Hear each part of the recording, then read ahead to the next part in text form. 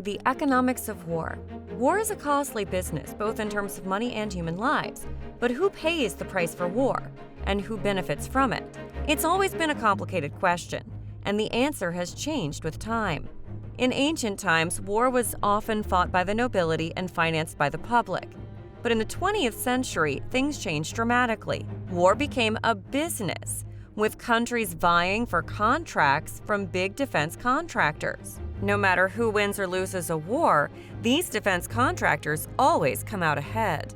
The Russian-Ukraine conflict is a good example of this. The Ukrainian military is desperately short of funds, and much of their equipment is outdated or in disrepair. Meanwhile, the Russian military is flush with cash thanks to the high price of oil. So Ukraine has to outsource much of its defense.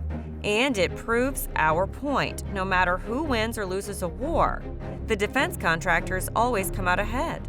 Let's find out the other aspects of the economics of war. It doesn't end there. War can also affect the economy of both sides, mostly the losing side, in various ways. 1. Damage to the infrastructure and buildings. Creating a country's infrastructure requires a lot of money and effort. When war destroys this infrastructure, it not only sets the country back in terms of development, but it also costs a lot of money to rebuild. This is one reason why the losing side often has a more difficult time rebuilding after a war than the winning side. 2.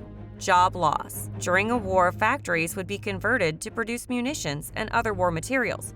But what happens to the workers who lose their jobs when the war is over? They often find it very hard to find new employment, since the economy has already shifted away from producing civilian goods. This can lead to long-term unemployment, as well as poverty. 3. National debt. When a country goes to war, it often borrows money from other countries to finance that war. This can lead to a huge increase in the country's national debt. The United States could be a good example of this. It has been fighting wars in Iraq and Afghanistan for over a decade, and as a result, its national debt has more than doubled. 4. Inflation. To finance a war, a country often has to print more money. This can lead to inflation, which means that the prices of goods and services will go up. This is bad for the average person because it means they will have to spend more money on necessities. It might take decades to balance out the effects of wartime inflation. 5. Refugee crisis. One of the most tragic consequences of war is the refugee crisis. When a country is at war, many people leave their homes to escape the violence. This can lead to a huge influx of refugees into neighboring countries, which can put a lot of strain on those countries' resources. So these are the top 5 ways in which war can harm the economy. But it's not all bad news. There's also some positive effects of war. Positive impacts of war on the economy. It might be hard to believe, but war can sometimes have a positive effect on the economy. Let's take a look at some of how it can do this. 1. Economic growth. War needs funding, and the best place to get those funds is by printing more money, which will lead to inflation. It might be bad for the civilians, but it's good for economic growth. 2. Increased production. When a country is at war, it needs to produce a lot of munitions and other war materials. This can lead to an increase in production, which can be good for the economy. 3. New technology. War is a great way to test out a new technology. If a country develops a new weapon or a piece of equipment that is successful in war, it can often be marketed to the civilian sector. 4. Social reforms. If you consider World War I, it was the first time when women joined the labor force to take the place of men who had gone off to war. This led to a lot of social reforms, such as the right for women to vote. So war can sometimes lead to positive changes in society.